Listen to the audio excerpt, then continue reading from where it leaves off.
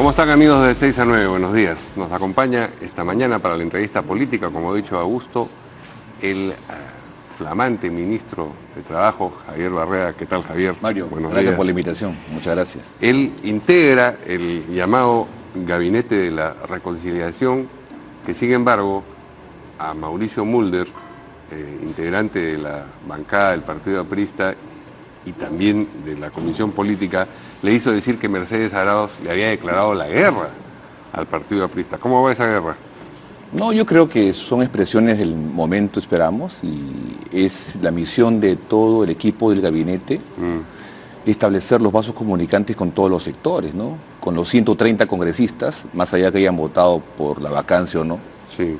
Y en mi caso con las centrales sindicales, con todas, y con los gremios empresariales, ¿no? Pero que es su una situación función. en el Partido Aprista en concreto. Ayer estuvo acá Luciana León y relativizó lo que había ocurrido, diciendo, no, pero ya hemos conversado, de repente, tanto el proceso disciplinario al que iban a someter o van a someter a Jorge del Castillo y a ella misma, como la expulsión anunciada del señor Salinas, ministro de Salud, y la suya, como que hubiesen quedado, digamos, en una especie de limbo. ¿Eso es así? ¿La comisión política del partido puede decir, vamos a expulsar o están expulsados fulano y mengano y luego esto quedar pasmado? Bueno, yo no he sido convocado a ningún proceso, sí, pero yo acepto la decisión que ha tomado la comisión política. En algunos casos extremos la comisión puede suspender derechos, sí, y llevar el tema disciplinario al tribunal, que es autónomo.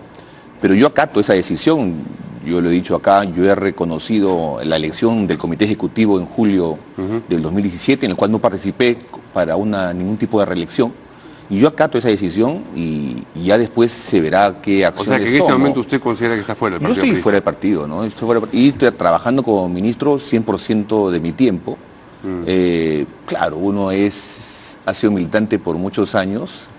Tu corazón siempre tiene algún efecto emocional. Ideológicamente se sigue considerando sí, una presta. por supuesto, usted ha sido secretario de ideología, pero hace mucho tiempo, y después miembro de la comisión política, ¿no? En ese caso sí, pero yo acepto que una institución importante informalmente me ha separado y yo lo acato, ¿no?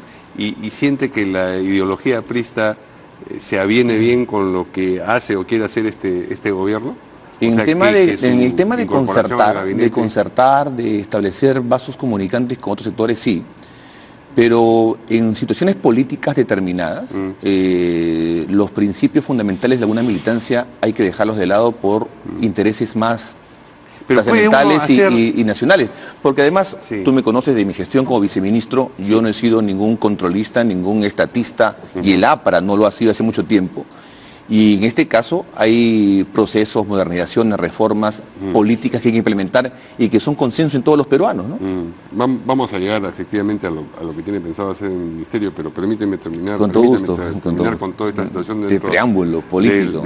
Así es, del Partido Aprista, porque la reacción de Alan García y de Mauricio Mulder, las dos han sido bastante ásperas. Es decir, Alan García divulgó un tuit o un mensaje en WhatsApp, creo, ¿no es cierto?, que usted le hizo llegar solamente a 5 otros miembros del Partido Aprista, pero claro que lo pone en una posición cómoda porque lo que decía, entre otras cosas, el 26 de diciembre era: el APRA debería hacer un esfuerzo por tener una posición única y coherente frente a este gobierno, el gobierno de Kuczynski, incapaz, y a un indulto que obviamente se genera para tapar una inmensa corrupción de los enemigos del APRA de todos los tiempos y lados.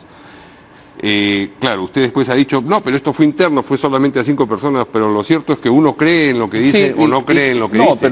Sí, Mario, pero fue una comunicación interna efectivamente del momento de una situación sorprendente para todos, ¿no? Y que después se ha ido esclareciendo. Es decir, usted ha cambiado su manera de pensar desde el momento en que escribió y envió ese... Yo siempre he tenido, si tú ves mis declaraciones con respecto al gobierno que surge después del presidente Humala, el presidente Kuczynski, una actitud optimista y esperanzadora de lo que podría ser.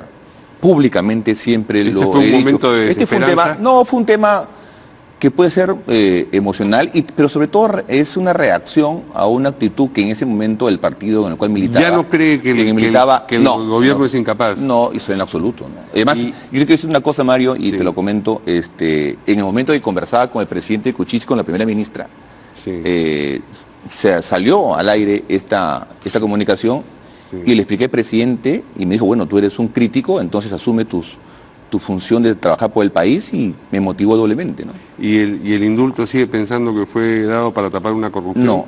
Yo creo que el indulto iba a venir fue un momento fue un rapto, bueno, sí, muy intenso. El indulto fue un tema que se venía. Yo creo que muchos actores políticos que después han estado en contra del mismo por el momento que se tomó, lo planteaba. Y creo que es una prerrogativa presidencial que hay que asumirla. Cuando uno asume una responsabilidad como ministro de Estado, así no sea directamente responsable por lo que ha pasado anteriormente, asume el activo y el pasivo de una gestión. Sí, claro. Y mis responsabilidades más directas serán a futuro. Pero claro, digamos, antes de asumir uno evalúa. Se evalúa y lo evalué. ¿No? Entonces, claro, si uno tiene la convicción de que el indulto ha sido dado para tapar la corrupción, sí, pero me imagino que la evaluación haría que se abstenga, se abstuviese.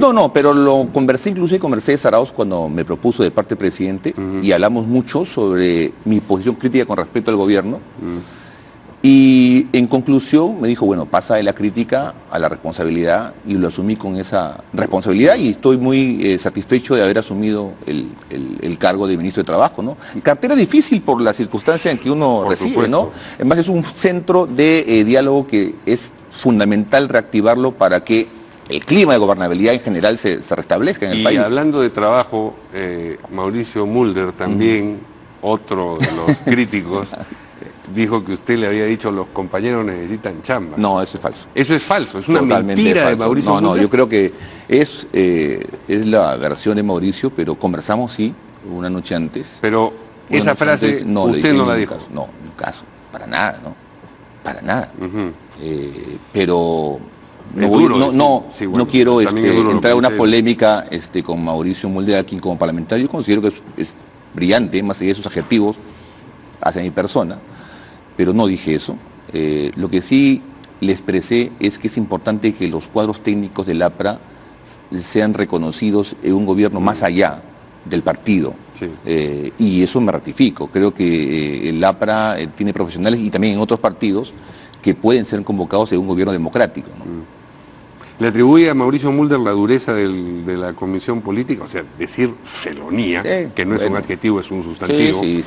Es durísimo. Es muy durísimo. Recibir de la comisión política pero yo recuerdo de un partido al que uno ha pertenecido. Yo leía que usted con su abuelo... Pero yo no quiero compararme con nadie, pero yo recuerdo el mensaje de un líder importante del partido, de Aprista, al cual ya no milito legalmente, que decía que por el Perú él perdonaba a todos los que lo ofenden, ¿no? Y yo por el país, por la responsabilidad, no solamente de Mauricio, algunos pocos compañeros también han sido muy severos, pero la gran mayoría de la militancia ha recibido esto con expectativa, y tengo que cumplir la expectativa no solamente de la militancia, del país, ¿no? De empresarios, de trabajadores, de desempleados, de jóvenes, que es la labor que tengo que hacer en el ministerio, ¿no? Muy bien, vamos a la labor del ministerio finalmente, ya lo voy a soltar. Después. Yo encantado, Mario, además, yo encantado de estar en tu programa y que me pregunte los temas, ¿no? Bueno, entonces, pero me gustaría, obviamente, conversar más sobre el ministerio, ¿no?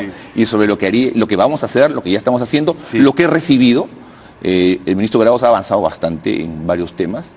Y bueno, un aspecto importante que es el reactivar el famoso Consejo Nacional del Trabajo, ¿no? Es una instancia tripartita, donde no se puede reactivar como estaba antes, ¿no?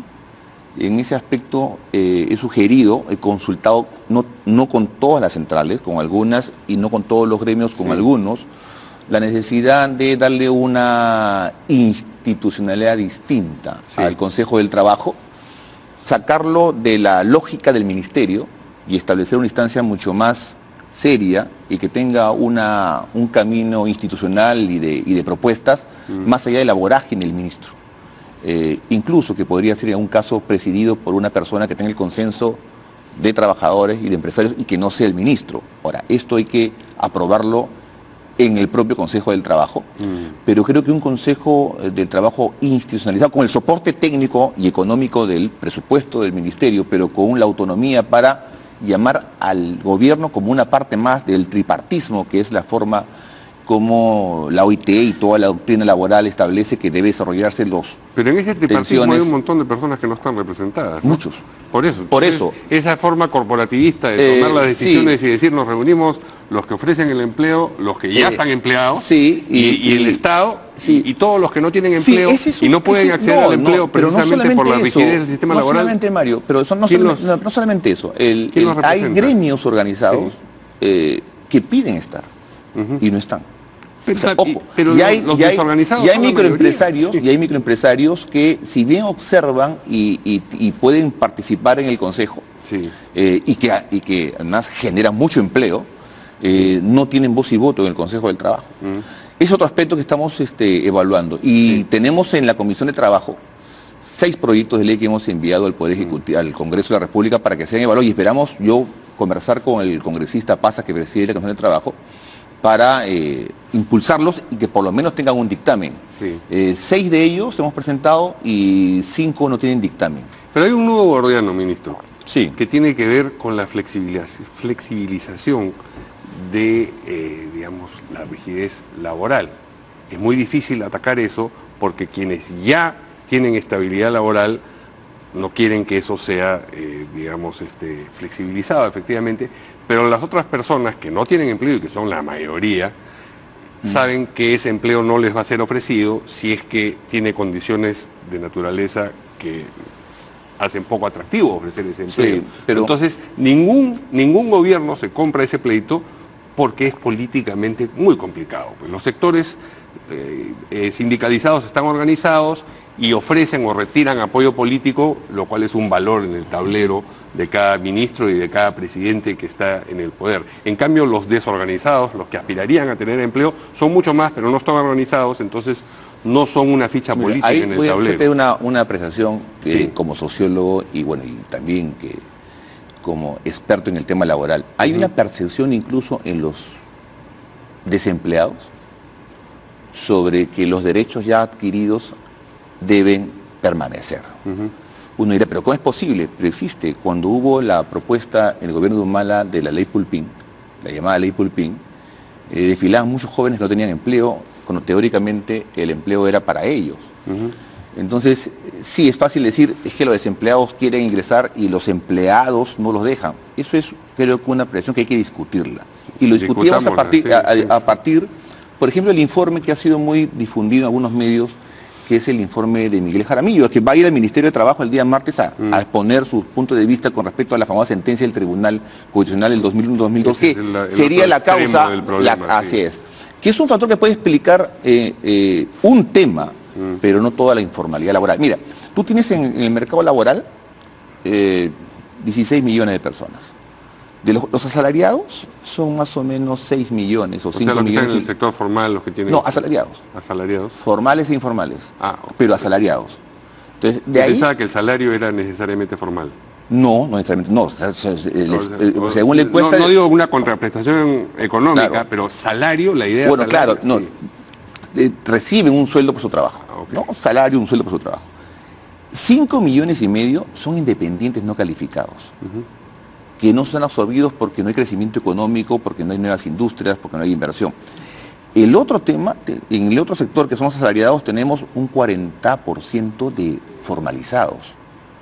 Entonces, en el tema de la informalidad, yo creo que hay que ver qué explica la informalidad en cada segmento para abocar políticas públicas activas, ágiles y rápidas.